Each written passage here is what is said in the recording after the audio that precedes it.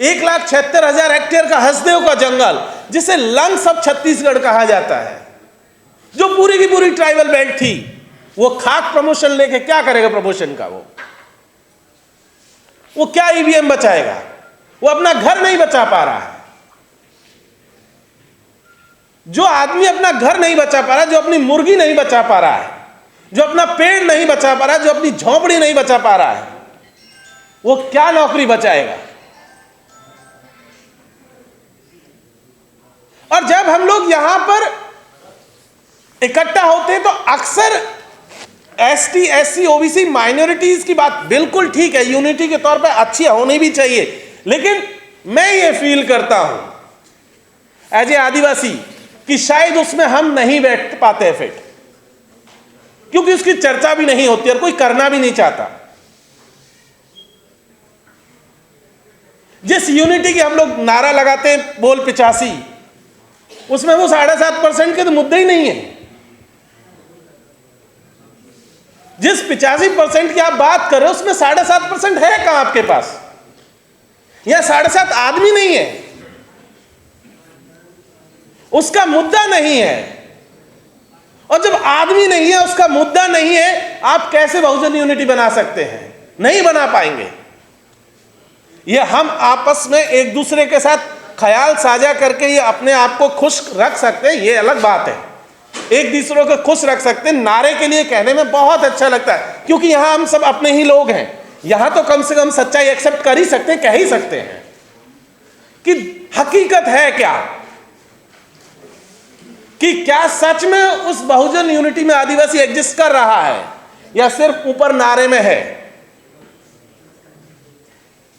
इसीलिए यह बहुत जरूरी है कि अगर सही मायनों में हम बहुजन यूनिटी की बात कर रहे हैं, एसटी एससी एकता की बात कर रहे हैं, जिस पॉलिटिकल बहस की बात कर रहे हैं, जिस रिप्रेजेंटेशन की बात कर रहे हैं, जिस नेताओं की बात कर रहे हैं, हम बात कर रहे थे अभी कि मनुस्मृति आएगा और वो भी आएगा और हमें सत्ता में भी हिस्सेदारी करना है, हमें शासक बनना है। आदिवासी सोच ही नहीं रहा है। आदिवासी को समझ में नहीं आ रहा वो शासक बन के करेगा क्या। राष्ट्रपति आदिवासी, छत्तीसगढ़ का मुख्यमंत्री आदिवासी, और जंगल भी गया तो आदिवासी का बन के करेगा क्या वो? ऐसा थोड़ी कि वो उसके पास है नहीं, लोग तो उसके शासक में है ही। ऐसा भी नहीं है कि ब्यूरोक्रेसी में नहीं है, भले ही ज्यादा नहीं है, थोड़े बहुत तो हैं, लेकिन वो थोड़े बहुत भी सच में देखा जाएगा तो पता चलेगा वो भी नहीं है। वो भी अपने लोगों के बारे में कहां बोल रहे हैं, तो इसीलिए वही बात हो रही कि वो भी वहां नहीं है। और इसीलिए सही मायनों में बात करें तो हमें अपने आप को इंट्रोस्पेक्ट करने की भी जरूरत है कि जिस समाज ने हमें यहां तक पहुंचाया और उन लोगों को वहां तक पहुंचाया, क्या सच में वो समाज के साथ में है भी? तो पता चलेगा कि ज्यादातर नहीं है। सबका ज्यादातर जो खास करके फर्स्ट ग्रेड और सेकंड ग्रेड सर्विस में जो लोग हैं, उनकी तो सबकी स्कीम है कि 60 साल जैसे ही पूरे होंगे, रिटायरमेंट का टाइम जैसे आएगा, 65 पूरा होगा, उसके बाद वो तुरंत गांव जाते हैं और पूछना शुरू करते हैं कि समाज सेवा कैसे शुरू की जाए। अब दिक्कत यह है कि पूरा जीवन भर यहां अफसर बनकर रहे, पानी गिलास में लेकर के व्यक्ति आता था, गेट खोलने वाला भी एक व्यक्ति था, अब वहां उससे नमस्कार करने वाला कोई नहीं है, और वो चाहता है कि उसे सरपंच बना दिया जाए। आप 40 साल में आपने शकल नहीं देखी गांव की, और आप रिटायरमेंट होने के बाद पोस्ट रिटायरमेंट स्कीम लेकर के आ रहे हैं कि हम समाज को जो है बदल लेना चाहते हैं। और जैसे ही उनके पास बैठिए, वो पूरा इतना सारा ज्ञान लेकर के आते हैं, नहीं नहीं ऐसे कर देना, वैसे कर। उनसे एक बार पलट के पूछ लीजिए आपने अपनी जवानी में क्या किया था, तो वो गायब हो जाते हैं। जवानी में बच्चों की जिम्मेदारी थी, तो तुम्हारे बच्चों की जिम्मेदारी थी, हमारे बच्चे नहीं है। तुम्हें अपने बच्चों की फिक्र थी, हमें अपने बच्चों की फिक्र नहीं होनी चाहिए क्या? तो ऐसा है कि बाबूजी अपना ज्ञान अपने पास रखो, हम अपनी लड़ाई लड़ लेंगे। जब 60 साल हम लड़ लिए, और आप 60 साल गांव में नहीं थे, हम अडानी से भी लड़ रहे हैं, हम सरकार से भी लड़ रहे हैं, हम एडमिनिस्ट्रेशन से भी लड़ रहे हैं। आप याद कीजिए 2006 में फॉरेस्ट राइट एक्ट आया, जिसके तहत कहा गया इस देश में पहली बार कि आदिवासियों को भी जमीन पर मालिकाना हक दिया जाएगा। भूमि सुधार कानून 1952 में आया था, लेकिन आदिवासी इलाकों में उसको एग्जेम्प्ट कर दिया गया, उसको लागू नहीं किया गया, तो आदिवासियों को जमीनों पर मालिकाना हक ही नहीं मिला। 2006 में आया और 2006 से आज 2025 आ गया। 13-14 करोड़ आदिवासी हैं, जिनमें से मात्र 22 लाख लोगों को जमीनों पर पट्टे मिले पूरे देश में। 13-14 करोड़ में से 22 लाख लोगों को पट्टे मिले हैं। 97-98% पॉपुलेशन ऐसी है जो आज की तारीख में जिनके पास जमीनों पर, जिन जमीनों पर वो रह रहे हैं, जिन जमीनों पर खेती करें, इसके पट्टे नहीं है। मेरा पड़ोसी हिस्सा, मेरा एकदम 5-7 किलोमीटर दूर का एक गांव है जो खनन के चलते अब जो है अब उसको विस्थापित किया जा रहा है। पता है मुआवजे की रेट क्या दी गई है? 12,000 रुपया बीघा। बीघे की रेट है 12,000 रुपए, सरकारी रेट राजस्थान सरकार की। अब ले लीजिए 12,000 रुपया बीघे के हिसाब से जितना मुआवजा चाहिए। लोगों के घर बने हुए हैं, मकान, दुकान, खेती सब है, जिसको रेट चाहिए 12,000 रुपए का रेट है। और घर, दुकान, मकान का ऐसा है कि आपको अपना घर ले जाना ले जाइए, हमें नहीं चाहिए। सरकार ने क्लियर कट कह दिया है, इसका कोई कॉम्पेंसेशन नहीं है। आप अपना घर, दुकान, मकान जितना है ले जाइए, हमें नहीं चाहिए। अब आप मकान उठा के ले जाना चाहते हैं तो बना हुआ मकान ले जाइए, या आपको तय करना है कैसे लेके जाएंगे, कहां लेके जाएंगे। इस देश का आदिवासी इस देश की ब्यूरोक्रेसी के खिलाफ भी लड़ रहा है। वो ब्यूरोक्रेसी जिसको जिम्मेदारी थी कि वो संविधान के अनुसार काम करेगी, लेकिन जो कॉन्स्टिट्यूशनल राइट्स थे, संविधान, हमारी जो पार्लियामेंट ने 1996 में कानून पास किया था, पेसा 1996, जिसके तहत कहा गया था कि शेड्यूल्ड एरियाज में उनकी लैंड को प्रोटेक्ट करने के लिए ग्राम सभाओं को कुछ परमिशन दी गई थी, ग्राम सभाओं को कुछ राइट्स दिए गए थे। एडमिनिस्ट्रेशन के लोगों ने क्या किया? एडमिनिस्ट्रेशन ने फर्जी ग्राम सभाएं बनाई और मुर्दा लोगों से बैकडेट में साइन करा करके हाई कोर्ट और सुप्रीम कोर्ट तक लोग लड़ते चले गए, और उसके बावजूद भी मुर्दों के साइन से जमीनें जो है पूंजीपतियों को दे दी गई, अडानी अंबानी को दी गई। और हाई कोर्ट में प्रूव है कि साइन फर्जी है, फर्जी ग्राम सभा बनाई है, जिला अधिकारियों ने बनवाई है, ब्यूरोक्रेसी ने बनवाई है, और उसके बावजूद भी ना तो अधिकारियों के खिलाफ काम हुआ, ना जमीनें वापस दी गई। और उल्टा क्या हुआ? नक्सलिज्म का आरोप लगा करके जो है लोगों को जेल में डाल दिया गया। कहने में शायद हम लोगों को झिझक होती है, नक्सलिज्म के नाम पर डरने लगते हैं, अंदर से कपकपी छूटने लगती है कि क्या पता यहां हो सकता है बैठे होंगे 2-4 लोग तो आईबी वाले इधर उधर, कि वो आ जाएंगे पकड़ के अपना नाम लिख करके ले जाएंगे। लेकिन नक्सलिज्म के नाम पे इस देश में 90% आदिवासियों को मार दिया गया। जिनको मारा जा रहा है उसमें 90% आदिवासी है। इस देश की जेलों में बंद, अगर आप रेशियो निकालेंगे जितने परसेंटेज में, अगर सबकी सोशल जो है कैटेगराइजेशन करेंगे तो पता चलेगा कि सबसे ज्यादा इस देश में आदिवासी और मुसलमान जेल में बंद हैं। और मैं एक ऐसा वाक्य बताता हूं, मेरे अपने एक बहुत अच्छे अजीज दोस्त का वाक्य है, प्रशांत भाई की तरह ही। उसका मसला यह है कि उसने एक मोबाइल खरीदा, तो गांव में था, उसने अपने दोस्त को पैसे दिए कि भाई जाओ बाजार जा रहे हो, एक मोबाइल मेरे लिए खरीद लाना। दोस्त भी भोला भाला आदमी, उसने मोबाइल खरीदा, बिल अपने नाम पे बनवा लिया, और बिल बनवा के ले आया, दे दिया गया। पुलिस को पता चला कि इस व्यक्ति के पास जो मोबाइल है उसका बिल इसके दोस्त के नाम पर है। तो किसी ने जाके एडवाइस किया, यार किसी दिन पुलिस पकड़ लेगी, ऐसा करो बिल अपने ही नाम पर करवा लो। वो वापस गया, अपने नाम पर मोबाइल का बिल बनवा के ले आया। पुलिस उसको 420 में उठा के जेल ले गई। 30 से 32 दिन हो गए आज की तारीख में, परसों उसकी जमानत खारिज हो गई, जमानत नहीं हुई है 32 दिन से। बोले कि धोखाधड़ी की है, 420 का मामला है।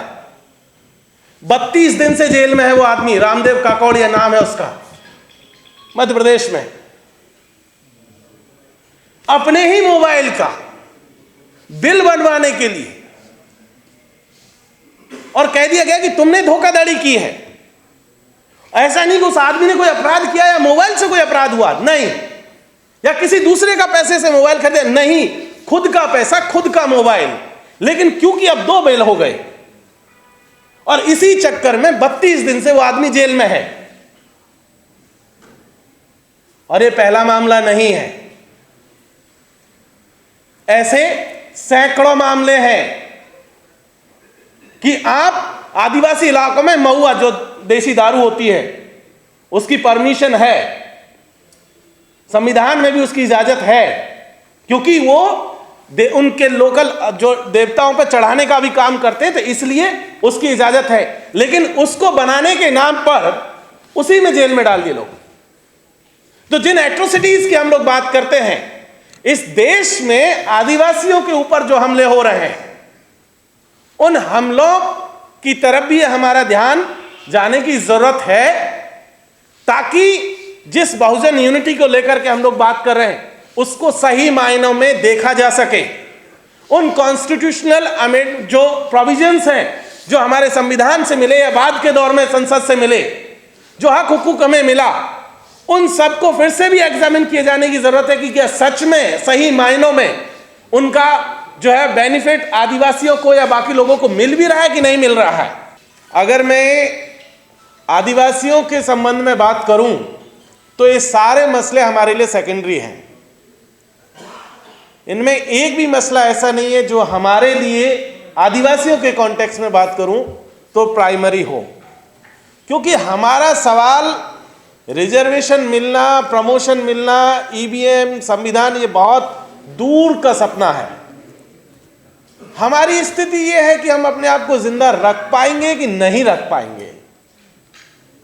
मुझे नहीं पता यहां कॉन्स्टिट्यूशन क्लब में कितने आदिवासी लोग बैठे हुए हैं, लेकिन हमारा रिप्रेजेंटेशन यहां तो खैर है ही नहीं, लेकिन जहां भी है वहां भी लगभग हम लोग खत्म होने के कगार पर हैं। खत्म होने का मतलब फिजिकली जिनका खात्मा होने के कगार पर है। मैं आपको एक एग्जाम्पल अभी देकर के बताता हूं कि मैं पूर्वी राजस्थान से आता हूं। ये पूरा हिस्सा जो आपके दिल्ली से लगता हुआ और कोटा तक चला जाता है, ये जो पूरी रेलवे की लाइन है, इस हिस्से में अभी पिछले 5-6 साल से शुरू हुए हैं और अगले 5-7 साल और मान लीजिए लगभग 800 से 1000 गांव हैं जो परमानेंटली हमेशा के लिए खत्म हो जाएंगे, हमेशा के लिए खत्म हो जाएंगे और कोई नहीं जानता कि कहां जाएंगे और किसी को कोई फर्क भी नहीं पड़ता है या शायद किसी को पता भी नहीं है। मैं आपको बताऊं कि पूर्वी राजस्थान के 4 जिलों में अभी की तारीख में, आज की तारीख में लगभग 250 से 300 गांव के लोग तो अभी लड़ रहे हैं, डेली लड़ रहे हैं। सामने पुलिस खड़ी हुई है। 76 गांव तो एक है जो सवाई माधोपुर में एक डैम को बनाने के खिलाफ लड़ रहे हैं। सरकार ने कह दिया तुम्हें जहां जाना जाओ, हमारे पास तुम्हारा कोई प्लान नहीं है। 76 गांव तो वो है जो उनको नोटिस मिल चुका है। उसका पड़ोसी जिला करौली और धौलपुर, उसमें 108 गांव हैं जिनको फॉरेस्ट डिपार्टमेंट ने एक नोटिस दे दिया कि आप भी खाली कीजिए क्योंकि यहां टाइगर प्रोजेक्ट बनना है। यह भी पूर्वी राजस्थान में है, मध्य प्रदेश से लगता हुआ हिस्सा है। 265 जिले गांव हैं जो कि दौसा, जयपुर, अलवर और बांदी कुई के हैं, जिनको कि यूआईटी के नाम पर राजस्थान सरकार ने उनको भी नोटिस दे दिया है कि आपकी भी जमीन जो है अब जयपुर जो है औद्योगिक प्राधिकरण जो है वो लेगा अर्बन इनोवेशन के नाम पर, और वहां पर जितने भी आपके जमीन बचाने के प्रोविजन थे कि अभी तक ये होता था कि एसटी एससी की जमीनें कोई ले नहीं सकता, लेकिन अब यूआईटी ने कह दिया कि सारी जमीनें ली जा सकती है। और ये सिर्फ शुरुआत है। जिस अरावली की चर्चा अभी थोड़ी देर पहले प्रशांत भाई ने की थी, वो अरावली शायद कुछ लोगों को लग सकता है कि ये सिर्फ पहाड़ का टुकड़ा तो है, पत्थर ही तो है, लेकिन ये पूरी की पूरी अरावली जो दिल्ली से चल करके गुजरात तक जाती है, ये पूरा का पूरा ये पश्चिमी हिंदुस्तान का वो ट्राइबल बेल्ट है जिसने इसको जिंदा रखा हुआ है, जिसका रिश्ता आदिवासियों से डायरेक्टली है, जिसकी वजह से आदिवासी जिंदा है और आदिवासियों की वजह से ये अरावली जिंदा है। अदरवाइज आप बाकी के हिस्सों में देख लीजिए तो सारी चीजें खत्म की जा चुकी हैं। अभी जिस परिभाषा को लेकर के विवाद चल रहा है, वो परिभाषा सुप्रीम कोर्ट में भारत सरकार ने पेश की, कहा कि 100 मीटर से नीचे वाली जितनी भी पहाड़ियां हैं उन्हें अरावली नहीं माना जाएगा।